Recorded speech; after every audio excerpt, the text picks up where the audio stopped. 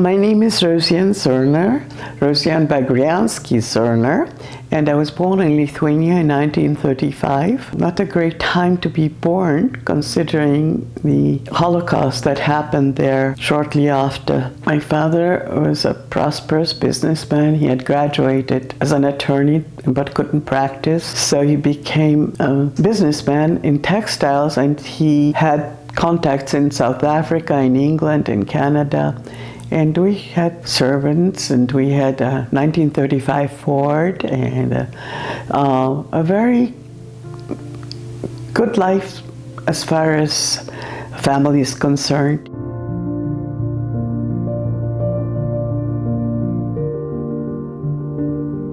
The Lithuanians had started their own murders, and before the Anschluss, there were 150 villages that became Judenfrei without Jews, and they were doing this in a very cruel manner. They would decapitate a rabbi, put his head in the window for all to see, or they would herd Jews into a synagogue and burn the synagogue down.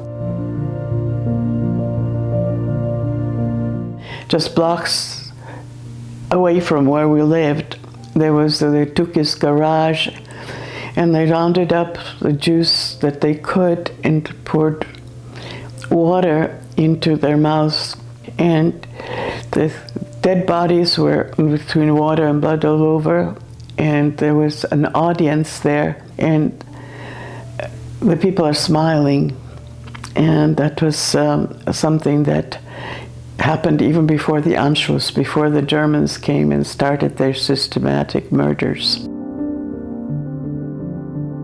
I was about 5.5 years old or something like that, and we were suddenly supposed to go out of the apartment, wear a yellow star, and all we could do is take some few possessions with us. And I remember my mother getting this huge ficus plant. What are we going to do with the ficus plant in the ghetto, right? We needed food, we needed water, but she didn't know what was happening either. However, my grandfather, who was prosperous, was taken away right away so people could plunder the apartment. And I was told later he was humiliated and tortured before they killed him in the 7th fort.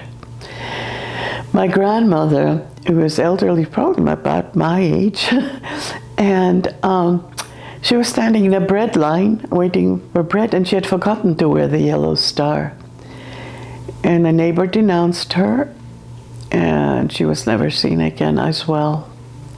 So things were happening even before we went into the ghetto. But once we got there, we realized, well, I didn't realize because I was so young, I was totally bewildered. But my parents realized that if they stayed in the ghetto, they would definitely be killed when they saw all the other horrific things that were happening. There was something called the Große Aktion, and everybody was rounded up to see who was useful and who was not useful. And of course the elderly and the children were dispensable. However, miraculously, I was spared and my parents were spared. However, my parents realized that staying in the ghetto would mean certain death, and I would be the first to leave because I would be in most danger. And it was just in time because there was something called the Children's Aktion, and all the children were taken away, most definitely to never come back.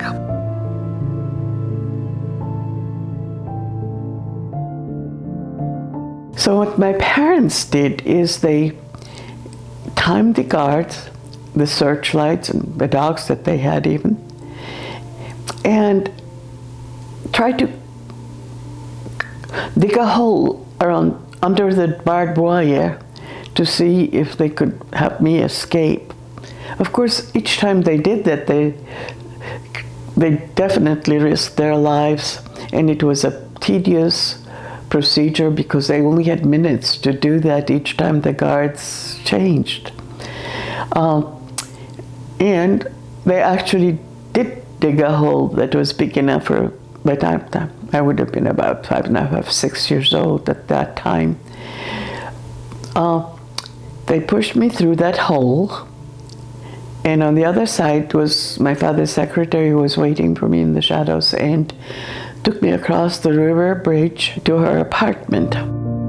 I was crying so much I didn't know what was happening, and she couldn't keep me because I was endangering her life. Fortunately, she found another place for me to live, which was a place where journalists kind of met sometimes.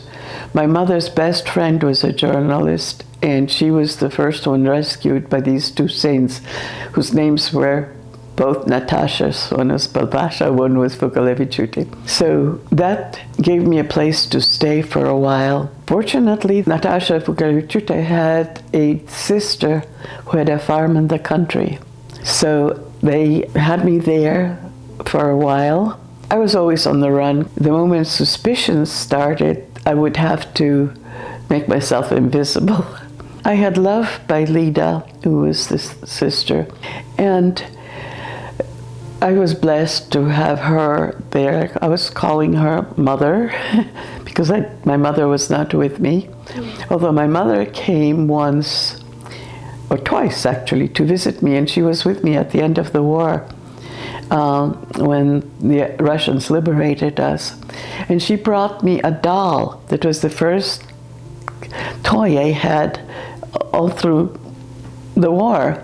She had knitted it from scraps of wool, and I kept that doll until it actually disintegrated. It was so loved, but it was a wonderful thing. And so I called her mother. And then Bronya had this story that I was her illegitimate child, and she had to give me up to Lida, and that's why Lida was having this child in her farm. So I had 3 mothers. I kept calling everybody mother here. A little confusing, but that was not bad this time. Although the fear was always there. There were Germans who were coming by, searching, and I just couldn't understand why they wanted to kill me. I was trying to be a good girl, you know. So the fear was always there, and I had to keep moving around because staying in one place too long would endanger the people I was with. I was a target for murder. That was clear to me even at that age, and that trauma still stays with me, the fear and the trust issues.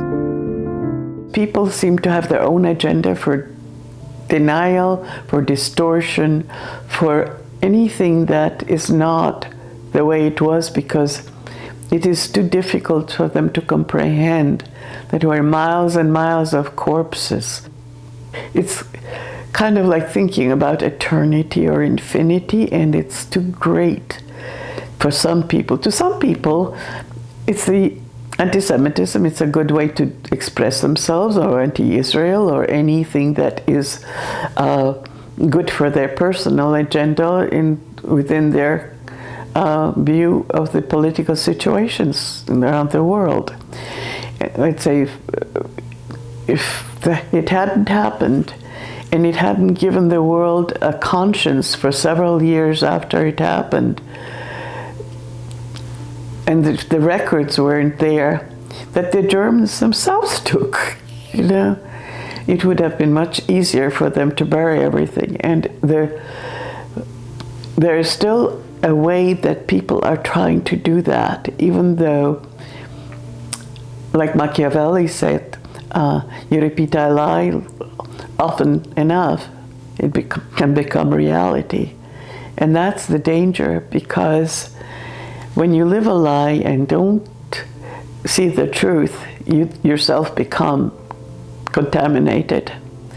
And we have to fight that with all our might. If the new generations can see that there is a way out, that we can create a better world, and put their heart and soul and spirit into that path, and if they see the light and they share it with their families, with their friends, this can go on for generations and generations and generations, just like we as Jews have done.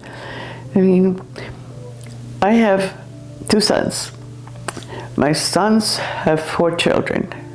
My mother lived to 101. My father lived to 96. I'm here to tell the story.